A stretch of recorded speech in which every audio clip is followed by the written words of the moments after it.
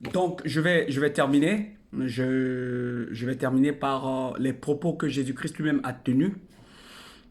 Mais avant, je vais d'abord finir avec les apôtres. L'apôtre Jean disait ceci dans 1 Jean 5, 20, que Jésus-Christ est le Dieu véritable et la vie éternelle.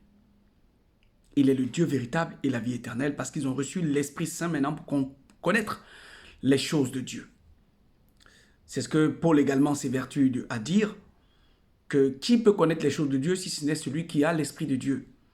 Et les choses de l'homme sont connues par l'homme qui a l'Esprit de l'homme. Et il dit plus loin que nous avons reçu l'Esprit de Dieu pour connaître les choses de Dieu.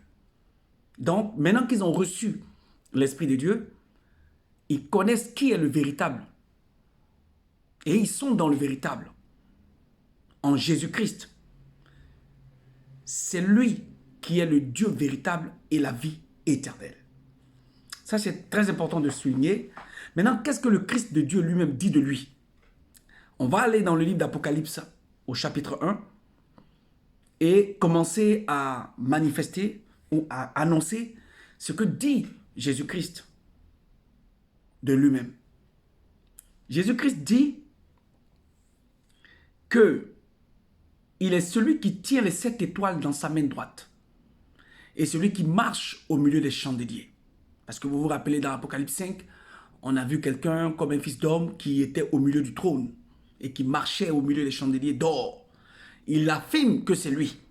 Et c'est lui qui tient les 7 étoiles et les 7 chandeliers d'or, celui qui marche, qui tient les 7 étoiles dans sa main et qui marche au milieu des 7 chandeliers d'or. Ensuite, qu'est-ce qu'il dit Jésus-Christ? Il dit, je suis celui qui était mort et qui est revenu à la vie. Le premier et le dernier. Il décline ses attributs et ses qualités. Il dit quoi? Il est celui qui est la parole, qui a l'épée aiguë à double tranchant. Il est la parole de Dieu, comme le dit le livre de Hébreux 4 au chapitre 4 verset 12, comme dit Paul, que la parole de Dieu est une épée à double tranchant qui sépare moelle et jointure, âme et esprit. Donc Jésus-Christ dit que je suis la parole, je suis l'épée aiguë à double tranchant.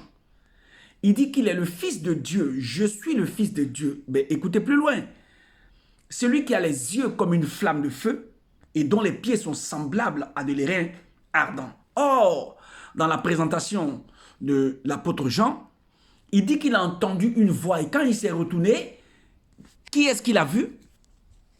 Il a vu au milieu des 7 chandeliers quelqu'un qui ressemblait à un fils d'homme vêtu d'une longue robe ayant une ceinture d'or sur la poitrine. Sa tête et ses cheveux étaient blancs comme la laine blanche, comme de la neige, et ses yeux étaient comme une flamme de feu. Ses pieds étaient semblables à de l'airain ardent, comme s'il eût été embrasé dans une fournaise. Il tenait dans sa main droite 7 étoiles. Dans sa bouche sortait une épée aiguë à 2 tranchants et son visage était comme le soleil dans sa force. Quand je le vis, dit l'apôtre Jean, je tombais à ses pieds. Et il posa sa main droite sur moi et dit, ne crains point, je suis le premier et le dernier. À votre avis, qui est le premier et le dernier dans l'Ancien Testament? C'est Dieu, l'éternel des armées. C'est lui qui est le premier, c'est lui qui est le dernier.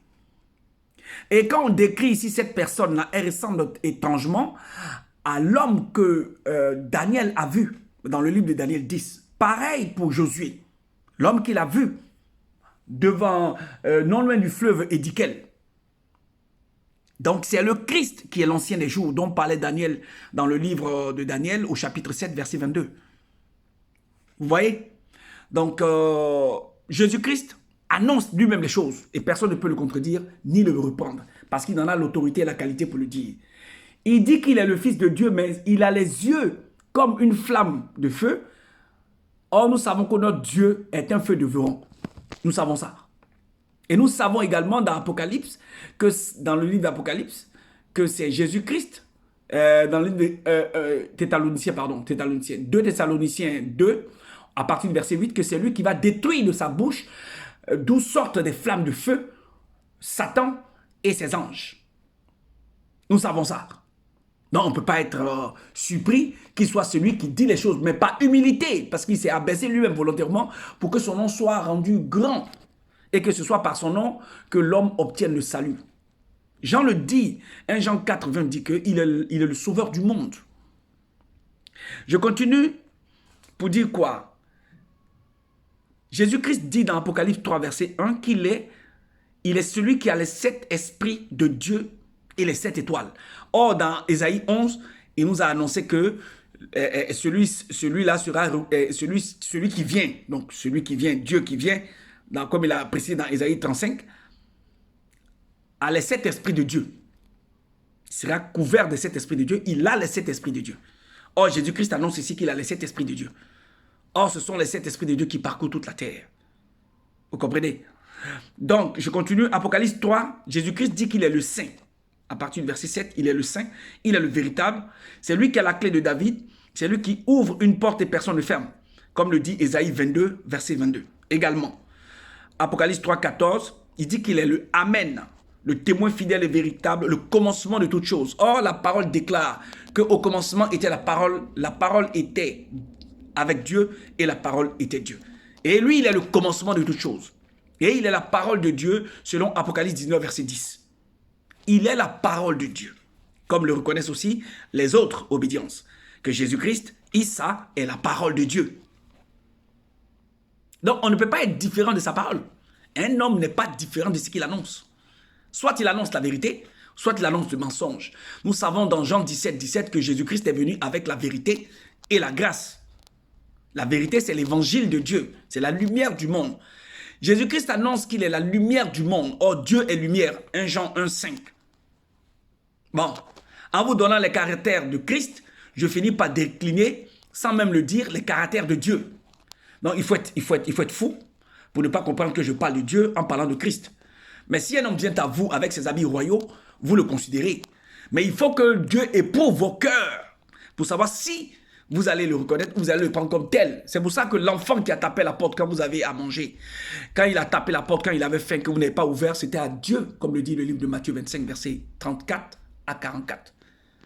L'enfant à qui vous avez donné à boire, là, c'était moi. C'est ça, Dieu. Dieu ne vient jamais avec ses habits de fête.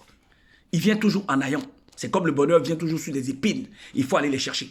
Donc, on ne peut pas voir, on ne peut pas voir Dieu et puis vivre comme le disent les autres, mais les apôtres qui ont compris qui était Dieu, bon, il y a aussi des gens qui s'évertuent à dire oui, que donc Marie est la mère de Dieu. Ça, c'est de la bêtise même la plus élémentaire. Marie n'a pas conçu, n'a participé à rien pour que l'Esprit Saint couvre Marie.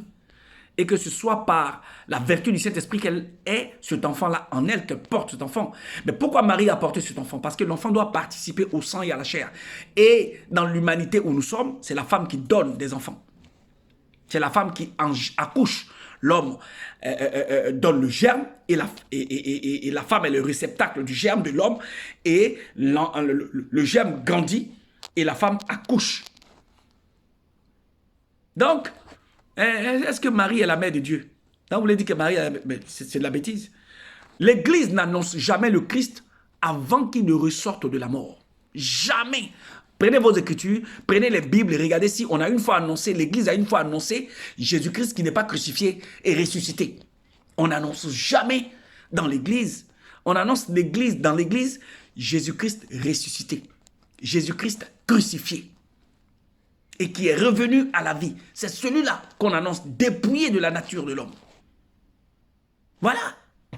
Donc déjà, il y a un problème. Vous annoncez Jésus-Christ avant la mort, avant la résurrection. Ce n'est pas lui que nous annonçons dans l'Évangile. Ce n'est pas lui que nous annonçons dans l'Église. Nous annonçons dans l'Église celui qui est revenu, le ressuscité là. C'est lui qu'on annonce comme étant Dieu. Voilà votre véritable aversion, votre véritable égarement. Parce que vous croyez que Jésus-Christ qu'on a présenté, Jésus qu'on a présenté le 8e jour au temple, qu'on a circoncis, c'est de lui qu'on parle. Mais vous êtes perdus. On parle de celui qui a dépouillé, celui qui tenait la puissance de la mort, c'est-à-dire que le diable, dans les ténèbres, qui l'a dépouillé, qui l'a humilié, qui a détruit la mort et qui est revenu à la vie et qui traversait les murs. C'est de celui-là que nous vous parlons. C'est lui que nous annonçons aux hommes. On n'annonce pas un autre Jésus. Mais vous ne comprenez pas. Le temps est important. C'est après la résurrection, après qu'il soit revenu d'entre les morts, qu'on annonce Jésus-Christ comme étant le Sauveur, comme étant Dieu véritable et la vie éternelle. Donc, reprenez vos livres, vos cours, et puis que Dieu vous ouvre l'entendement pour que vous compreniez. Sinon, c'est une folie pour ceux qui ne doivent pas recevoir cette parole-là. C'est une folie pour eux, pour ceux qui périssent. L'évangile, la croix de Christ est une folie pour ceux qui périssent. Donc, je ne peux pas dire plus que ça. Je vous bénis dans le nom de Jésus-Christ, parce que c'est ce nom-là qui sauve. Il n'y a pas un autre nom. Tous les autres qui sont venus après sont nés d'un homme et d'une femme. Ils peuvent apporter quoi aux hommes? Ils sont poussière. Ils ne peuvent rien apporter. Ils vont retourner à la poussière et ils attendent encore à la poussière. Or, tous ceux qui étaient dans la mort, quand Christ est descendu dans la mort, il est remonté avec les captifs qui étaient dans la mort. Il a vaincu celui qui avait la puissance de la mort, qui rétélait les hommes captifs, donc le diable. Et il est monté avec ceux qui lui appartiennent dans les cieux. Et ils sont en Jésus-Christ avec Dieu dans les lieux célestes. Voilà ce qu'il faut dire pour que vous sortez de votre hérésie, parce que j'aborderai un sujet qui me tient à cœur. C'est le Christ qui a été connu en Afrique. Le Christ que Dieu a annoncé, qui était là depuis longtemps. Je vais revenir sur ce thème-là, bien aimé, prochainement, pour qu'on puisse se comprendre. Que Dieu vous bénisse.